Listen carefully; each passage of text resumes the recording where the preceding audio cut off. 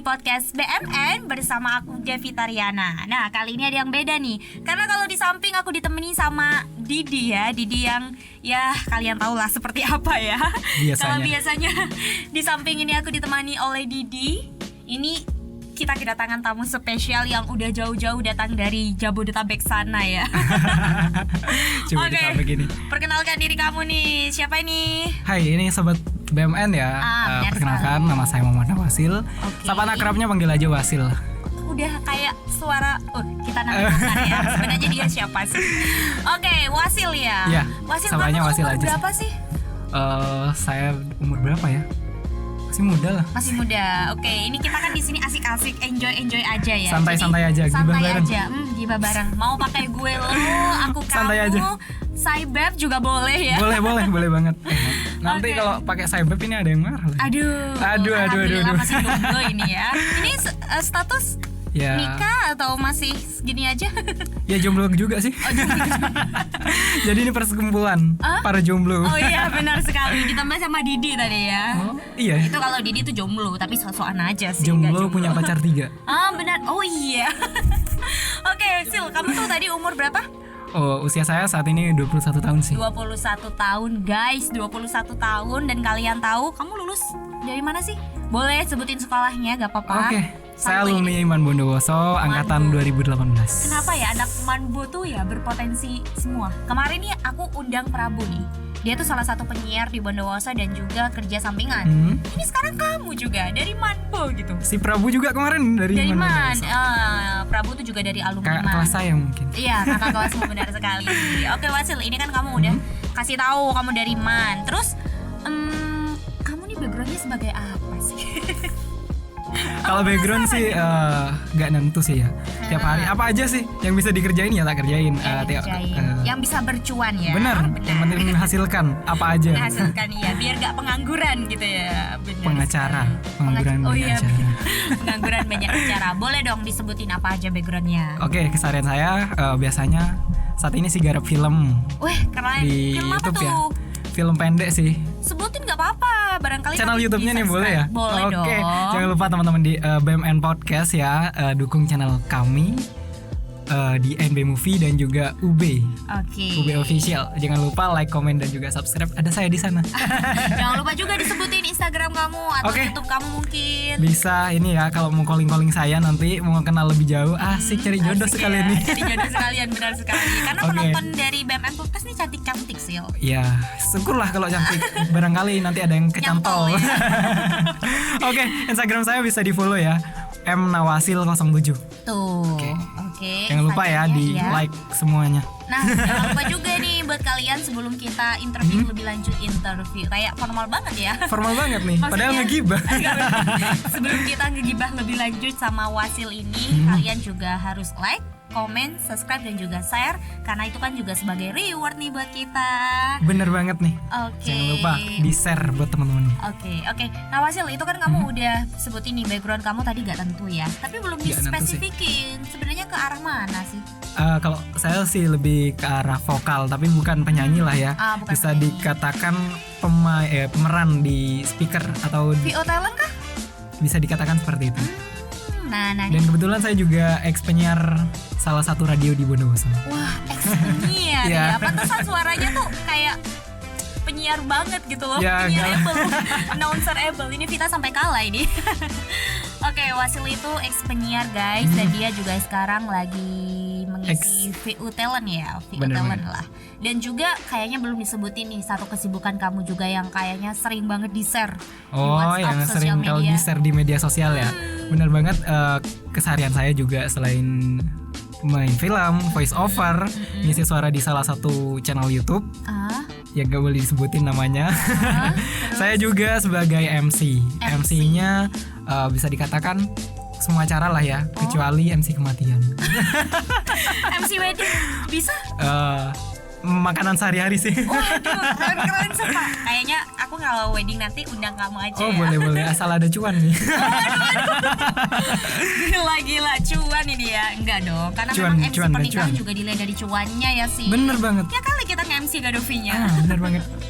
Oke, aku sebelum mau tahu tentang kamu nih, aku mau tahu dulu dong.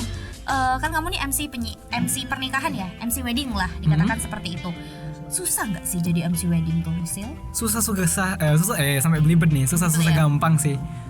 Jadi MC wedding ya kesusahannya, sulitnya itu di awal, tergantung dari tuan rumah juga sih. Tuan rumahnya minta seperti apa, apalagi kita gak gabung di WO. Kecuali kalau kita gabung di WO, itu semuanya rentetan acara, susunan acaranya sudah dari WO-nya. Nah, kadang kalau di desa itu kita jadi pemandu acara sekaligus jadi WO-nya. Jadi kita yang kontrol acara, ngatur acara. Itu sih susahnya di sana kalau gak gabung dengan WO. Berarti memang kamu lebih banyak ke daerah-daerah gitu ya? Iya, di daerah-daerah. Gak apa-apa, di daerah tuh lebih berjuang.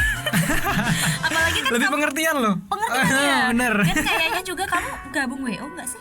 Aku gabung WO sih gak pas kontrak gitu aja. Jadi seketika WO itu membutuhkan baru panggil. Jadi gak terikat kontrak sih. Tapi serius, ini lo keren banget. Jadi kamu tuh jadi MC wedding masih ngurusin weddingnya ya?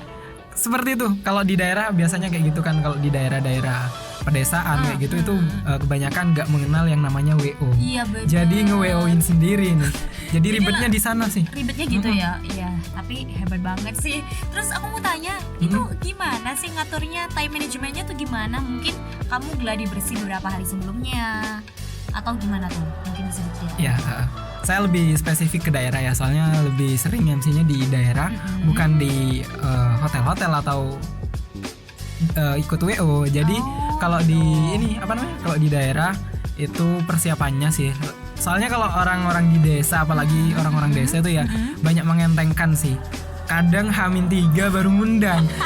Bayangkan ribetnya seperti apa. Waduh. Ini sumpah.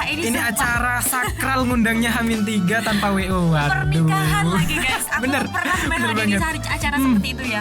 Itu yang ribet bukan pengantinnya. Tolong ya, mohon maaf. Itu yang ribet MC-nya guys. MC-nya sekaligus WO-nya. Bener. Mintanya acaranya itu megah, tentunya sakral. Mintanya kayak gitu. Jadi dan kebanyakan kalau di desa itu gak ada ini sih. Jadi ikut riuh semuanya. Ikut riuh, jadi MC-nya mau tanya informasi tentang ini itu kebingungan. Nanya ke ibunya malah dilempar ke bapaknya. Nanya ke bapaknya dilempar. Alah, itu susahnya sih di sana kalau persiapan wedding kayak gitu. Apalagi juga kalau persiapan wedding nih ya, Sil, itu kan kayaknya yang menyiapkan bukan cuma pengantinnya yang riuh, tapi orang tuanya juga riuh kayaknya ya. Bener banget. Beda banget kalau kita ikut WO. Kalau kita ikut WO itu semuanya sudah terarah, kita tinggal terima cue card, udah kita tinggal bacakan aja, geladi sehari udah. Kalau di daerah-daerah kayak gitu, waduh susahnya minta ampun ya. Bener, apalagi juga kita harus siap sedia guys. Kadang-kadang tuh orang ngundang tuh gak lihat waktu ya. Besok acaranya ngundangnya nanti malam. Kemarin sempat ini ada cerita ya 2 hari lalu. Seru nih kalau gibah nih. Gibah aja. Oke, lanjut. 2 hari lalu nih dapat undangan. Tapi ya jelas saya gak terima lah ya. Soalnya acaranya sore, saya diundangnya pagi jam 7. Itu MC apa? Itu MC nikahan. Aku angkat tangan, mohon maaf saya undur diri. Aduh. Wait, itu kenapa pakai kamu? Apa memang dari dulu pengen pakai kamu? Apa baru tahu kontakmu itu gimana dong? Enggak, sebenarnya udah tahu kontakku dari dulu. Memang niat mau pakai. Hanya saja dia benar-benar mengentekan yang kataku tadi. Kalau orang desa mau nikahan kayak hal sepele aja gitu. Aduh, ngundangnya pagi MC-nya sore. Waduh. Please jangan kayak gitu guys. Dikira mau ngapain. Pernikahan loh, ini sakral. Soalnya mintanya acaranya sakral. Iya benar Sil. Soalnya aku kalau lihat di YouTube ya, apalagi konten-kontennya pernikahannya katakan selebriti. Itu kalau ada kesalahan, yang disalahkan bukan pengantinnya, bukan orang tuanya. Bener banget. MC-nya. Soalnya tanggung jawab MC itu besar banget sih, Dev. Dari awal sampai akhir kelancaran acara sih tergantung dari MC, bener. Dan MC itu bukan cuma pekerjaan ngomong guys, tapi juga pekerjaan mulia ya. Bener banget. Oke, itu tadi cerita tentang Wasil, gimana susahnya menjadi MC, gimana ribetnya menjadi MC wedding. Tapi aku masih mau tahu sebenarnya kesibukan dia tuh apa aja sih selain MC, dan sebenarnya dia tuh hobinya apa sih. Nah setelah yang satu ini jangan kemana-mana karena aku dan Wasil lagi haus ya. Bener banget. Bentar lagi kita akan balik setelah yang satu ini.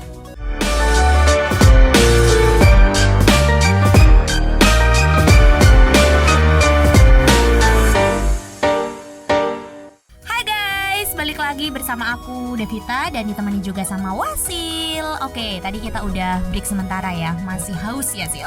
Haus banget. Minum dulu ya. Oke, kita lanjut lagi bahasan kali ini karena seru banget nih, apalagi yang jadi bintang tamu. Sialah, bintang tamu katanya. Berasa orang berkelas aja bintang tamu.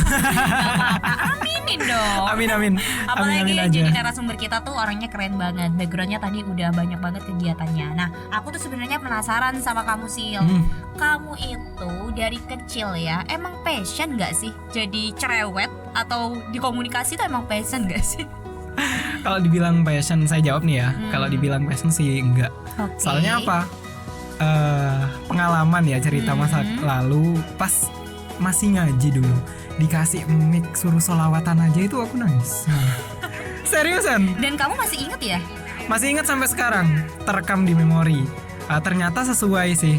Ketika aku belajar public speaking, ternyata public speaking itu terbentuk karena 3 hal. Apa itu? Karena lingkungan, karena latihan, dan tentunya karena kemauan dari diri sendiri. Ini ternyata tulisin di atas. Ternyata saya pikir-pikir, saya punya passion public speaking saat ini nih dimiliki karena ya latihan. Soalnya dibilang punya passion dari masih bayi sih enggak. Malah aku nangis dikasih mikrofon pas di musola itu dulu nangis ya? Aduh, SMP aja disuruh jadi petugas upacara. Saya sampai gak masuk. Sumpah. Seriusan. Hari Senin jadi petugas upacara, saya gak masuk sekolah. Terus saya merasa rugi sih sebenarnya. Kenapa gitu? Aku merasa rugi ketika SMA. Aku masuk di SMA yang bukan tujuan awalku sih. Aku masuk di MAN tuh bukan tujuan awal. Bener, seriusan. Disebutkan lagi ya. Iya, aku masuk di MAN bukan tujuan awal. Cuma ya karena saya merasa awal masuk di MAN itu merasa nggak ada teman. Soalnya jarang kan yang dari SMP pas masuk ke MAN. Rata-rata di MAN kan dari MTS ya. Iya benar. Jadi saya di sana tuh cari kesibukan lah. Cari kesibukan pun itu karena pengen menghindari mata pelajaran yang nggak disukai. Kamu gak suka pelajaran apa? Tafsir. Aduh, mohon maaf, beda ya grup sama tafsir di pelajaran. sana. Ya, beda sama pelajaranku guys. Beda, 180 derajat beda ya. Tafsir. Oke, lanjut. Ya, aku lanjut ya. Akhirnya aku cari kesibukan di MAN, ikut ekstra. Di SMP aku bukan anak ekstra sama sekali. Bahkan pramuka wajib aku gak hadir. Kamu berarti introvert banget. Introvert banget dulu SMP. Wait, SMP. Didi nih teman SMP ku. Oh iya. Jadi kayaknya dokumentasi bisa ya. Oke, wait. Kamu SMP introvert, SD introvert, TK juga takut katanya. Aku gak TK mah. Oh, kamu gak langsung TK? SD ya. Langsung SD. Terus bisa ngomongnya kapan? Aku bisa ngomong, bisa dikatakan ngomong tuh ya SMA sih. SMA. Soalnya itu mau gak mau tuntutan. Waktu itu saya daftar OSIS dan iya benar. Ya benar. Dan langsung kepilih ini sih, langsung masuk di OSIS dan 1 tahun menjabat, akhirnya jadi ketua 2 OSIS. Ya mau gak mau tiap acara ya sambutan dan sambutan. Iya. Tapi kan ada ketua OSISnya. Saya kan ketua 2. Aku bingung. Oh ada ya ketua 1 2. Bukan ketua 1 2 enggak bukan. Oh gitu. Apalagi kalau MAN itu kan kayak sekolah Islam, jadi dibedakan ya. Single sekarang sih. Jadi ketua OSIS putra beda, ketua OSIS putri beda sih. Oh begitu. Jadi belajar ngomong, belajar pegang mikrofon itu dari SMA sih, SMA kelas 1. Itu pun otodidak. Iya, belajar sendiri. Berarti lebih banyak search di mana kamu? Biar mungkin jadi teman-teman nih. Enggak sih, itu soalnya tuntutan ya. Soalnya pertama kali saya pegang mikrofon disuruh sambutan pas pemilihan ketua OSIS. Itu di sana. Jadi latihannya biasanya sih di depan cermin ngomong sendiri. Soalnya masih belum ada panggung kan. Belum ada basic, belum ada panggung. Jadi latihannya ya sendiri di rumah sih, di depan cermin gitu aja sih. Ngomong-ngomong sendiri kayak gitu. Sendiri gitu ya. Tapi keren banget, sampai kamu tuh bagus banget loh public speakingnya. Sumpah aku tuh kayak yang keren banget ini gitu. Tapi sering belibet sih. Belibet ya? Iya wajar. Itu juga jadi penyakitnya ini ya, penyakitnya public speaker kayaknya. Bener. Aku juga seorang speaker belibet kayak gitu sih. Iya, karena mungkin kita nggak pemanasan, terlalu mengetengkan, jadi langsung cacicu gitu. Bener. Malah bagus awal-awal dulu. Soalnya kalau awal-awal tuh masih persiapan, mau jadi MC masih persiapan 2 hari sebelum masih persiapan. Kalau sekarang diundang sekarang ya ayo asal ada susunan acara. Kayak kamu. Bener. Jadi kayaknya nggak tahu ya, ini nggak tahu ya jadi sesuatu yang jelek atau malah bagus ke kitanya. Tapi aku tuh sekarang mengentengkan loh. Bener. Semenjak aku banyak experience ngomong, jadi bener. kayak apaan sih cuma jadi pembicara mungkin nggak usah latihan gitu loh. Tapi setelah dihadapkan, sumpah kok kayak beda gitu ya suasana. Bener banget. Oh, kamu merasakan seperti itu? Iya, bahkan aku kalau nge-MC non formal, bahkan kalau nge-MC formal saya cuma minta quick card. Bukan, iya quick cardnya. Quick card itu biasanya kalau dari WO kan detail kata-katanya. Iya.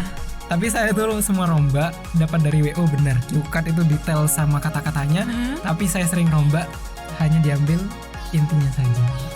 Jadi kata-katanya aku tidak pernah terpaku pada cue card. Soalnya kalau terpaku pada cue card, kamu ngerasakan nggak kalau kita ngebaca ngetoroi kan? Iya. Jadi kaku bahasanya. Selain itu juga kayaknya kalau memang seorang public speaker yang udah sering bicara gitu, udah pasti bukan risih ya, kayak yang gak nyaman gitu kalau pakai quick card gitu loh ya. Kayak terbatasi gitu bicara. Jadi langsung kita, kayak ngomong aja. Iya, ngomong aja. Tapi juga tertata guys, jadi jangan khawatir. Soalnya sempet seperguruan dulu. Iya dong, kita tuh satu nih ya, aku kasih tahu awal mula pertemuan kita tuh di mana ya?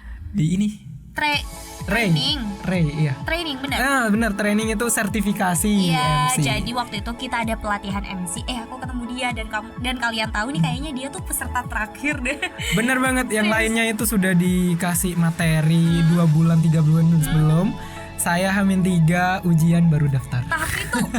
Tapi lo udah dapat nilai bagus kan? Bagus nggak nilainya? Kemarin sih katanya. Nggak tahu juga sih. Kok kamu gak ngerti sertifikatnya sih? Udah. Kan ada nilainya di belakang. Iya, ada nilainya. Tapi kan aku gak tahu nilainya yang lain. Oh gitu, ya. Kita ini ya. Silent aja. Oke, kita lanjut nih, Wasil. Aku tuh juga sebenarnya kayak yang agak minder ya sama kamu, insecure gitu. Kenapa aku insecure nih guys? Sebelum podcast ini aku sempat ngobrol sama Wasil. Kamu tuh kuliah di mana Wasil gitu? Otomatis kan kalau orang yang udah berkomunikasinya mantap banget seperti sekarang, pasti kan udah banyak pengalaman lah organisasi atau apapun. Atau mungkin dia dapat dari perkuliahan. Aku sendiri tuh juga jujur Wasil, tambah terasa nih gara-gara kuliah. Tapi kamu bilangnya nih gak kuliah. Tapi bisa kayak gini loh. Komunikasinya tuh keren banget. Serius kamu gak kuliah? Seriusan gak kuliah? Lebih banyak di ini sih. Cuma kesehariannya kan suka ngomong, suka gibah gitu. Jadi dilatih. Enggak, ini suka bercanda. Bercanda ya. Padahal ini memang udah latihan gitu loh guys. Itu profesional banget dia. Makanya ini aku cuma mau pesan buat kalian. Mungkin kamu juga mau pesan nih Wasil buat teman-teman yang nonton. Kuliah atau enggaknya itu kan gak menentukan tingkat komunikasi seseorang ya. Semua bisa didapatkan dari manapun kok. Apalagi cuma public speaking itu bisa didapat dari mana aja. Tergantung dari kitanya sih. Mungkin kamu ada saran tips buat teman-teman semua yang lagi belajar public speaking, yang pengen punya komunikasi yang mantap kayak kamu tuh gimana? Buat teman-teman BMN ya yang pengen punya public speakingnya pengen bagus, kalian jangan minder. Soalnya kalian gak punya basic, kalian malah minder. Jangan sampai kayak gitu ya. Soalnya apa-apa bisa kita dapatkan dengan cara latihan. Jujur banget, saya baru SMA kelas 1, baru mulai belajar public speaking dan baru mengenal yang namanya public speaking itu apa. Jadi untuk kalian di sana yang sampai saat ini masih merasa belum punya basic sama sekali di public speaking, terus latihan. Atau ini juga buat teman-teman semua, aku gak mau belajar public speaking soalnya kan aku gak kuliah, aku gak sekolah gitu. Padahal semua tuh gak harus didapatkan dari sekolah. Bener banget.